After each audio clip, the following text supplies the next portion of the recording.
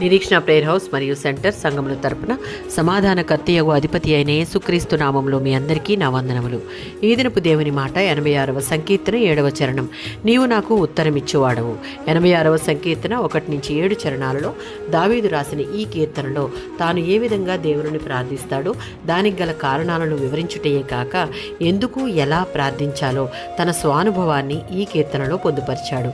1-2 చరణాలలో ప్రేమ, జాలి, కరుణ కలిగిన దేవునికి తనకున్న అవసరతలను ఎరిగి ఉన్నాడనియో వాటిని ఆయన మాత్రమే తీర్చుతాడని దావీదుకు తెలుసు.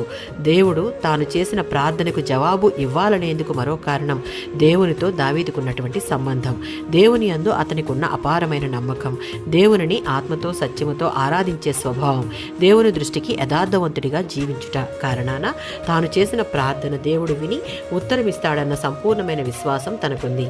3-4-5 చరణాలలో తాను నమ్ముకున్న దేవుడు సర్వశక్తిమంతుడు, ఆయనకు అసాధ్యమైనది ఏదీ లేదు అన్న సత్యం దావీదుకు తెలుసు. కనుకనే ప్రార్థన చేయుటలో విసుగకుండా అలసిపోకుండా ప్రార్థిస్తూ ఆయనిచ్చే జవాబు నిమిత్తం ఎదురుచూచుటకు గల కారణం మనుషుల సహాయమును ఆశించక తనకు కావాల్సిన సహాయాన్ని దేవుని నుంచే ఆశించడం. లోకంలో ఎవరి మీద దావీదుకు నమ్మకం లేదు, ఎవరి సహాయాన్ని అతడు ఆశించటలేదు. తాను ఎదుర్కొంటున్న ప్రతి పరిస్థితుల నుండి తనకు సహాయం చేసి తనను లేవనెత్తి ఆదరించేది దేవుడు మాత్రమే అని దేవునినే అన్ని సమయాలలో ఆధారం చేసుకుని ప్రార్థించడం ఈ కీర్తనలో మనం చూస్తాం.